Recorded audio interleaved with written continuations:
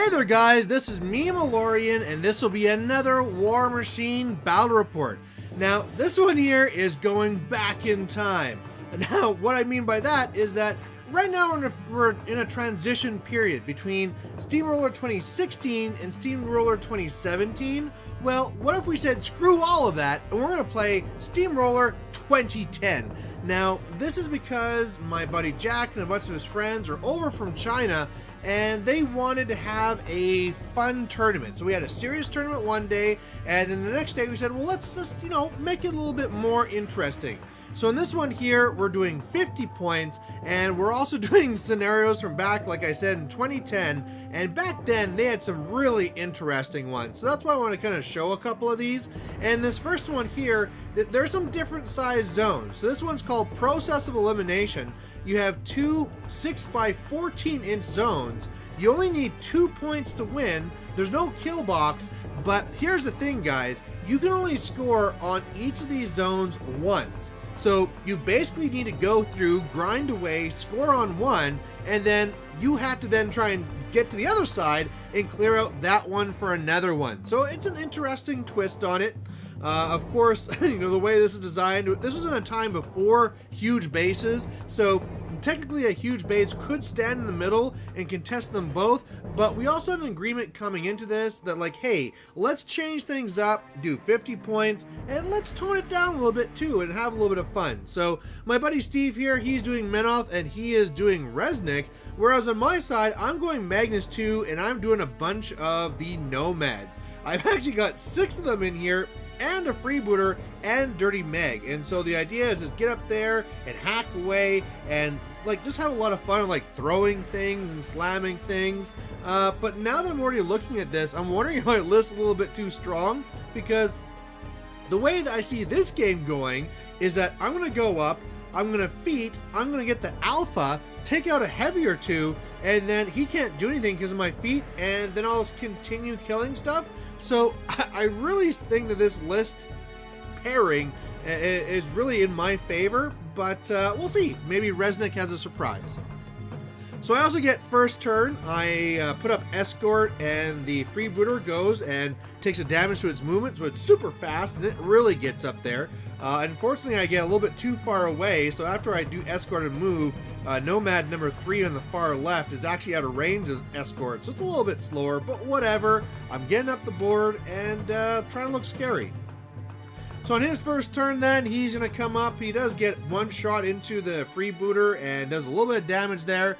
But otherwise, you can see that he's mainly going on the right side, meaning that the left side would be a little bit easier to go for.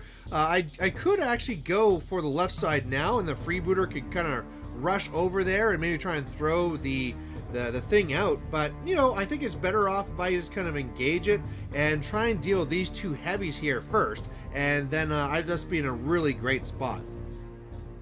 So that's really what I do. The freebooter goes up, does some damage, and then throws that Jack further away. Nomad number 1 is engaging the Reckoner just so it can't really shoot me. If you look on there on the board for my little tokens, I did pop feet, so on his turn he can only move back or to the right. So all those Incinerators that would love to do some work because I actually killed one, so they have vengeance and all this nice stuff, they just can't even get to me. Otherwise, I did destroy his other Jack there. I can't remember what it's called. I'm going to try and remember. But yeah, that's what I'm talking about, where he really can't do anything to go back at me, and I'm really set up to kind of go after him on the way back. So he does get a little bit of work done on his turn. The Reckoner is able to take out the one Nomad over there, so he is able to do that. And as well, most importantly, Reznik is going to be popping his feet. So that strips away all my focus, and on my next turn, I can't upkeep or allocate. So even though it looks like right now that I'm just going to destroy him because he's just standing there in front of me, you have to realize that none of these guys are going to get their free focus, and I can't allocate any focus, so they're really just going to come up and kind of do one hit. So given that, I really can't do the big follow-up attack that I'm hoping for. I'm going to try and take out his 2 jacks, but I really think that's all I'm going to be able to do. And if I can do that, I think I could go over, start scoring on the left zone, and it's just a matter of time then probably until I can grind over to the right zone. So that's what I try and do, but it really doesn't work. The freebooter goes and chucks away the one guy, and then Dirty Meg also shot that guy first, so he's stationary and knocked down, so he's really not going to be doing much work. Otherwise, everyone hacks away at that Reckoner, but again, you know, you got to realize I have no focus, so it's just one attack each type thing, and sure, he's really damaged, and I took out his weapon, but yeah, I'm not able to clear things out there. Otherwise, one Nomad is just kind of up there standing in Reznik's face, and I don't score a point, but I'm still in a pretty good position. So on his turn, he comes back and takes out the freebooter, so sad face, it goes down. He does fail to hit Dirty Meg, so that's awesome. She's still standing there, and you know, at that point, like, the Reckoner can't do very much because it's already really hurt. Reznik, he does his best to try and mess up Nomad number 1, and does. But yeah, now I'm in a spot where I can allocate focus, and things should really turn around now. So yeah, when I'm able to allocate focus, which I do, and then basically just run away, yeah, it goes really poorly. I take out all of his jacks, all of the incinerators. I just ignore Reznik basically and just kill everything. Actually, there's one incinerator left who's standing there with Dirty Meg. But yeah, I score on my zone. It's very clear from the scenario that, I mean, and the attrition that I've got this, but you know, we're going to play this out. So Reznik goes in there and tries to do his best. He does take out one Nomad, tries to take out a second one, isn't really able to really do it. He actually did some damage to Dirty Meg there, but she tuffed because she actually has tuffs as well, so that Dirty Meg just won't go down. And now again, I have the option if I want to try and kill Reznik, or if I also want to try and kill that one incinerator.